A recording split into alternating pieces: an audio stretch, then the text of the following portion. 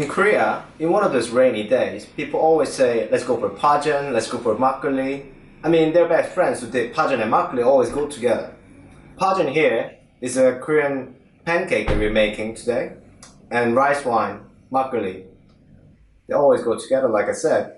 And the reason behind why people always ask is that the sound of sizzling pan when you're making Korean pancake is similar to raindrops. The best part of this recipe is that you can use same technique, same method, and then you can use any sort of a favorite topping that you like, and just like same for pizza. You like pepperoni, you put some pepperoni on the pizza. Same technique all the time.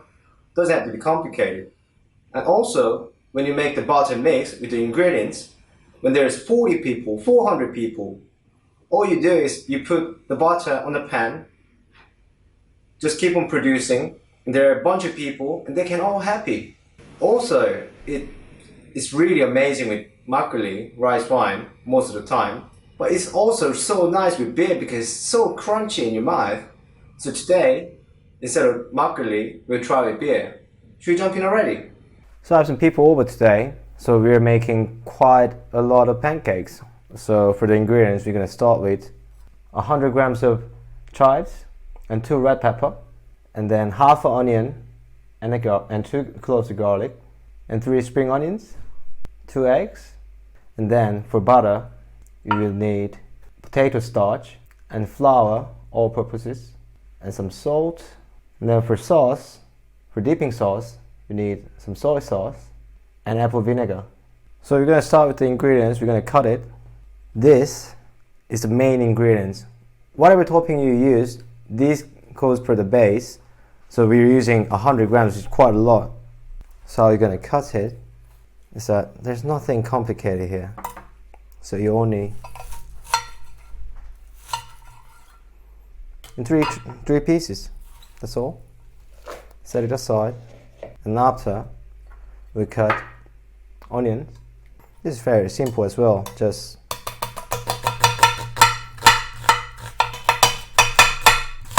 the cuts really don't matter because, you know, like I said, it would be all in. But one thing with the onion is that you want to cut it very slim.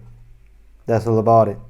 And then also spring onion. It's so much same stuff, right? Yeah, but this really, when it's crispy and oil in it, so amazing. So for this,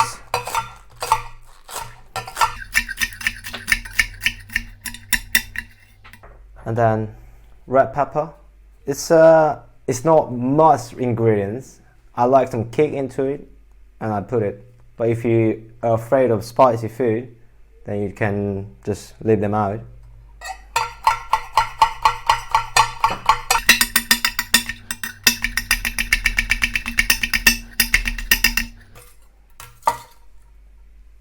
And then garlic.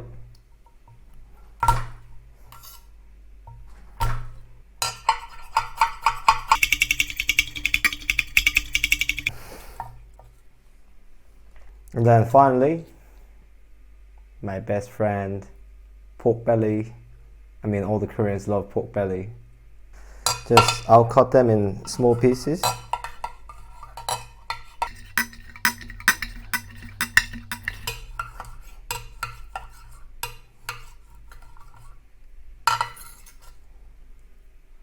So that's it for cutting all the ingredients. Formerly I said butter, but this is more like a flour mix. If you go to Korea, they sell this thing called buchimgaru. Yeah, buchimgaru. I mean, I'm trying to make it easier for you, right? Like you don't have to go to specialty store, but because in Netherlands, for example, you have to go to a specialty store and just for the powder. So here, for we're making 2 butter. Or flour mix, sorry. One is to mix with egg and the ingredients we cut before to coat it all. And one here is with the starch and water. If you look at the cup, I will make flour 1, starch half of it. So I'll fill it up to 400.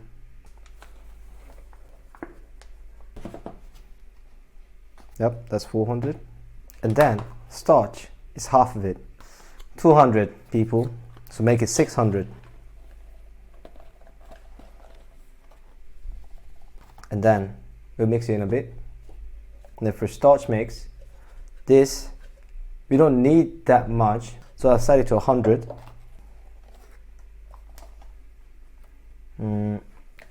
Or 50, and then pour water. But water, you double the amount. So you want to make it 150 here. And you give it a quick mix.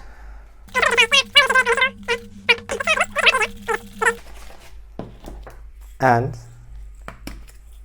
add some salt, don't forget. Because we have dipping sauce later on, so it doesn't have to be just very seasoned, the pancake itself. And this, we just give it a quick stir. So what I will do here is that take a spoon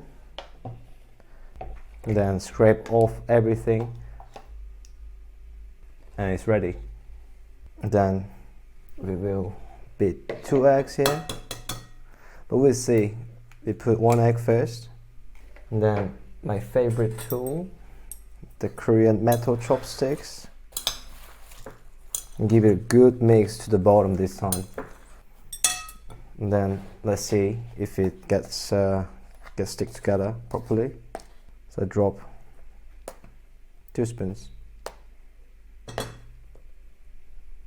and half. 2 more spoons. So this looks about right. So finally, before we get to the cooking session, we make some dipping sauce.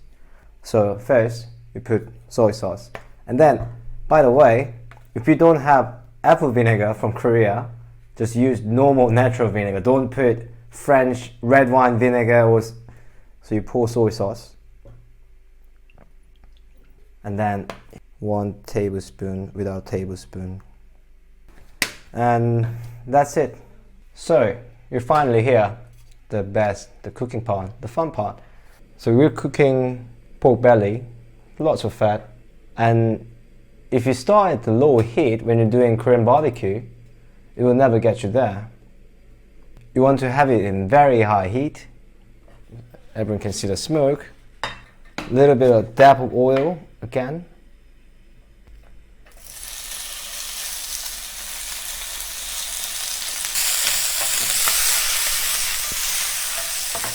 And meanwhile, this bad boy is getting ready.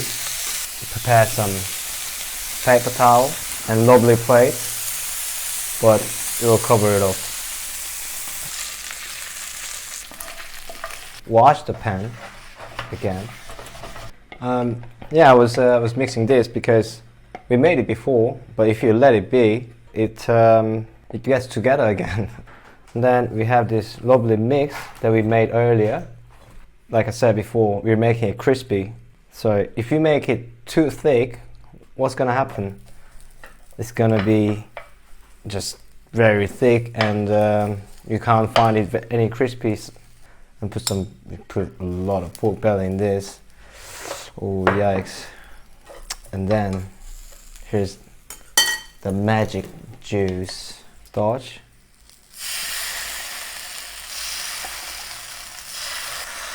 You'll see some spots in between, and you try to fill that up with the starch so it becomes a dough.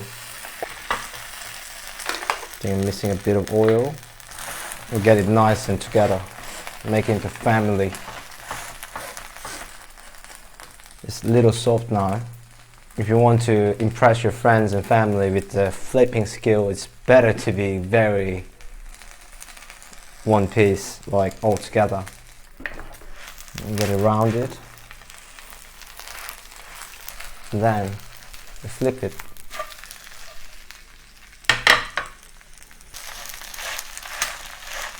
There you go.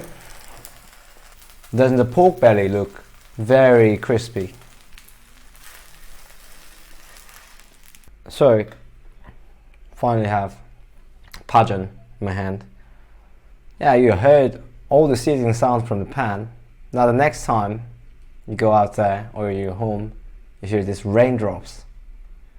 Just by instinct you want this, and you find yourself in the kitchen with very easy ingredients, whatever you have, with your favorite ingredients, in your mouth, with some delicious sauce and a glass of beer. Enjoy!